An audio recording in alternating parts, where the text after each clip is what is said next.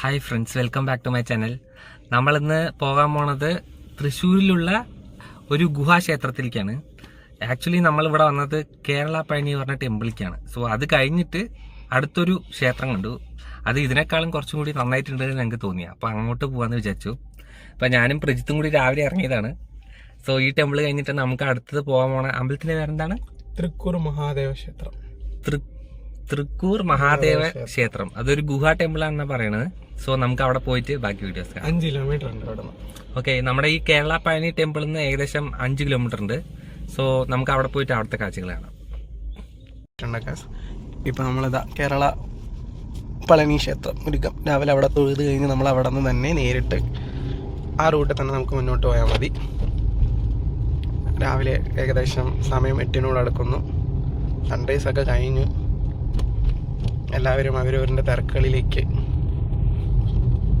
കടന്നുകൊണ്ടിരിക്കുകയാണ്. കേരളത്തിൻ്റെ സാംസ്കാരിക നഗരമാണ് തൃശ്ശൂർ എന്ന് ഊന്നൽ നിൽക്കുന്ന പോലെയാണ് വന്ന ക്ഷേത്രം. ഓരോ 500 മീറ്ററിലും പുതിയ പുതിയ അമ്പലങ്ങളാണ് കാണുന്നത്. അമ്പലങ്ങളുടെ ബോർഡുകളും അതും പറ്റിയുള്ള ഉത്സവങ്ങളും.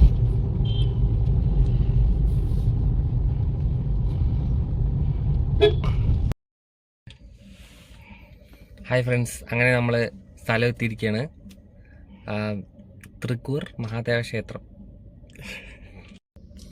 ഇതാണ് നമ്മൾ വന്നിരിക്കുന്ന അമ്പലം, തൃക്കൂർ മഹാദേവ ക്ഷേത്രം.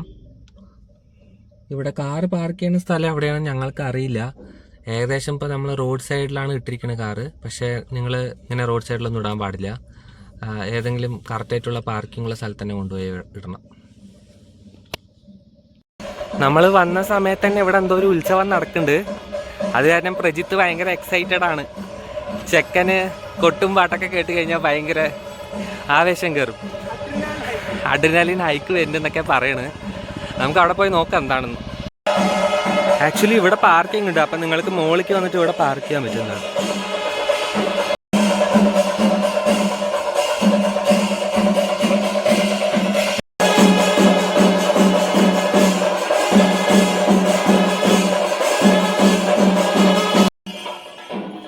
കറക്റ്റായിട്ട് നമ്മൾ വന്ന സമയത്ത് അവിടെ ശിവേലി നടന്നുകൊണ്ടിരിക്കുകയായിരുന്നു. നമ്മൾ ലക്കിയാണ്, അതുകൊണ്ട് കറക്റ്റ് ടൈമിൽ ഞങ്ങൾ അവിടെ എത്താൻ പറ്റി. സോ ശിവേലി നടന്നുകൊണ്ടിരിക്കുകയാണ്. അപ്പോൾ ആനൻ്റെ പേരെന്താണെന്ന് ഞാൻ മറന്നുപോയി. സോ ഞങ്ങളെത്തിയതിന് ശേഷം അവിടുത്തെ ചുറ്റും പ്രദക്ഷിണം തുടങ്ങി കുറച്ച് നേരം കഴിഞ്ഞതും.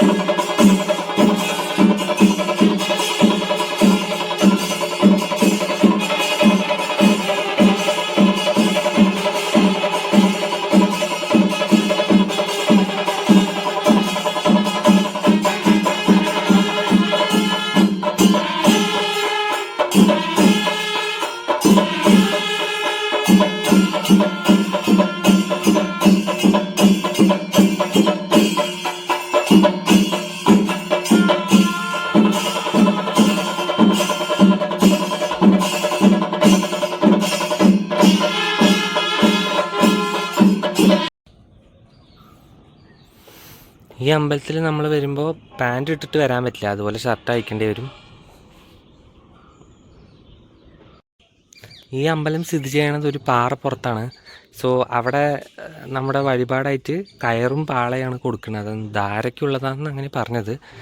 പിന്നെ മുണ്ടുടുത്തിട്ട് കയറാൻ പറ്റില്ല എന്ന് ഞാൻ പറഞ്ഞില്ലേ, അല്ല മുണ്ടുടുത്താൽ മാത്രമേ കയറാൻ പറ്റുള്ളൂ. അപ്പോൾ ഇവിടെ കൗണ്ടറിൽ മുണ്ട് കൊടുക്കുന്നുണ്ട്, നിങ്ങൾക്ക് വേണമെങ്കിൽ അവിടെ നിന്ന് വാങ്ങിച്ചിട്ട് ഉള്ളിൽ പോയി തൊഴുതാവുന്നതാണ്. ഇവിടെ ഭയങ്കര പീസ്ഫുള്ളായിട്ടുള്ള അറ്റ്മോസ്ഫിയറാണ്. ഇത് പ്രാചീന കാലത്ത് കെട്ടിയ അമ്പലമാണെന്ന് തോന്നുന്നു. കൂടുതൽ ഡീറ്റെയിൽസ് ഞാൻ നോക്കിയിട്ടില്ല വരുന്നതിന് മുമ്പ്. എന്തെങ്കിലും കിട്ടിക്കഴിഞ്ഞാൽ ഞാൻ പറഞ്ഞുതരാം. ഹായ് ഫ്രണ്ട്സ്, അങ്ങനെ ഞങ്ങൾ അമ്പലത്തിന്റെ ട്രിപ്പ് എല്ലാം കഴിഞ്ഞ് അവസാനിപ്പിച്ചിരിക്കുകയാണ്. ഞങ്ങളുടെ ഡിവോഷണൽ മോഡ് ഞങ്ങൾ ഓഫ് ആക്കിയിരിക്കുകയാണ്. അതെ, ഞങ്ങൾ naughty mode. We are going for Kerala Palani പറഞ്ഞിട്ട് പോയിട്ട് ഞങ്ങള് എത്ര അമ്പലങ്ങളിൽ പോയി? 4 അമ്പലത്തിൽ പോയി മൊത്തം. കക്കയൂർ എന്താണ് അമ്പലത്തിന്റെ പേര്? കക്കയൂരല്ല, തൃക്കൂര് മഹാദേവ ക്ഷേത്രം. അത് കഴിഞ്ഞിട്ട് അവിടെ നിന്ന് ഞങ്ങൾ പിന്നെ പാറമേക്കാവ് ക്ഷേത്രത്തിൽ പോയായിരുന്നു. പാറമേക്കാവ് ഭഗവതി ക്ഷേത്രത്തിൽ പോയി. അവിടെ നിന്ന് പാറമേക്കാവ് ഞങ്ങൾ മുമ്പ് പലതവണ പോയിട്ടുണ്ട്. ഞങ്ങൾ ഇതുവരെ പോകാത്തൊരു തൃശ്ശൂർ പൂരത്തിൻ്റെ തന്നെ ഭാഗമായിട്ടുള്ള തിരുവമ്പാടി ശ്രീകൃഷ്ണ ക്ഷേത്രത്തിലും പോയി. അവിടെ ഞങ്ങൾ കുറച്ച് നേരം സ്റ്റക്കാൻ വേണ്ടി വന്നു. പൂജയുടെ ഭാഗമായിട്ട് നട അടച്ചിരിക്കുകയായിരുന്നു. ആദ്യമായിട്ട് പോകുന്ന കാരണം തൊഴുതിയിട്ട് തന്നെ ഇറങ്ങാമെന്നുള്ള മനോഭാവത്തിൽ തന്നെ അവിടെ നിന്നു. മനോഭാവമല്ല, ഷിബിൻ സ്റ്റക്കായി പോയതാണ്. ഞാൻ അകത്തോട്ട് കയറി, ഞാൻ അകത്തും പെട്ടു, ഞാൻ പുറത്തും പെട്ടു. ഇന്ന് പൂജ കഴിഞ്ഞ് നട തുറന്ന് പിന്നെ അവിടെ നിന്ന് അങ്ങനെ ഇറങ്ങി ഞങ്ങൾ വടക്കാഞ്ചേരി വഴി പോകാമെന്ന് കരുതി. ഷിബിന് ഒരു ക്ഷേത്രത്തിൽ കൂടെ കയറ്റാന്ന് ഞാൻ കരുതിച്ചു, നടന്നില്ല. ഇനിയിപ്പോൾ അടുത്ത ക്ഷേത്രത്തിലോട്ട് പോവാണ്. ഇനി ചാത്തൻ സേവ. വി ആർ ഗോയിങ് ഫോർ കള്ള് ഷാപ്പ്. കള്ള് ഷാപ്പിക്കൊന്നുമല്ല, വെറുതെ പറഞ്ഞാണ്. പിന്നെന്താ സംഭവം വെച്ചാ, നമ്മളില്ലേ ഈ അമ്പലത്തിൽ പോണെങ്കിൽ ആദ്യം ചെയ്യേണ്ട കാര്യം പറഞ്ഞാൽ മുണ്ട് കൊടുത്തിട്ട് വരണം.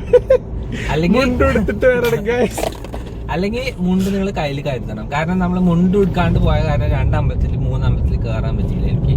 പുറത്തുനിന്ന് തൊഴുതി. എന്നാലും നമ്മൾ അമ്പലത്തിൽ പോണെങ്കിൽ ആദ്യം മുണ്ട് കൊടുത്തിട്ട് പോകണം. അമ്പലത്തിൽ പോവാണെങ്കിൽ അമ്പലത്തിനകത്ത് കയറാൻ ശ്രമിക്കണം. അമ്പലത്തിലോട്ട് അകത്ത് കയറണമെങ്കിൽ നിങ്ങൾ അമ്പലത്തിൻ്റെതായ ക്ഷേത്ര മര്യാദകൾ പാലിക്കേണ്ടതുണ്ട്.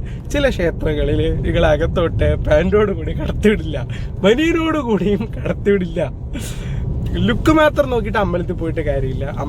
അമ്പലത്തിൻ്റെതായ ട്രഡീഷണൽ ലുക്കിൽ നിങ്ങൾ പോകണം. ഞാനും പാൻറ് കിട്ടറാണ് വന്നത് അല്ലേ. പാൻറ് അയച്ചിട്ട് നമ്മൾ മുണ്ടുടുത്തിലോട്ട് കടന്നു. കസവ മുണ്ടാണ് കേരളത്തിൻ്റെ തനതായ വസ്ത്ര രൂപം. അതുകൊണ്ട് അത് ധരിച്ച് അമ്പലത്തിലോട്ട് പോവുക.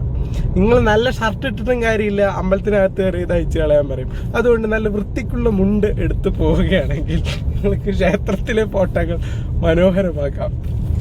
അപ്പൊ നമ്മൾ ഇതുപോലത്തെ അടുത്ത വല്ല ബ്ലോഗായിട്ട് വരാൻ നോക്കാം, ടൈം കിട്ടിക്കഴിഞ്ഞാൽ. ഓക്കെ, നിങ്ങൾക്ക് ഈ വീഡിയോ ഇഷ്ടപ്പെട്ടെങ്കിൽ സബ്സ്ക്രൈബ് ചെയ്തോ, ചാനൽ സബ്സ്ക്രൈബ് ചെയ്തോ, വീഡിയോ ലൈക്ക് ചെയ്തോ. അത്രയൊക്കെ ഉള്ളൂ. ബെൽ ഐക്കൺ ക്ലിക്ക് ചെയ്യുക. അടുത്ത വീഡിയോ ആയിട്ട് കാണാം. ബൈ.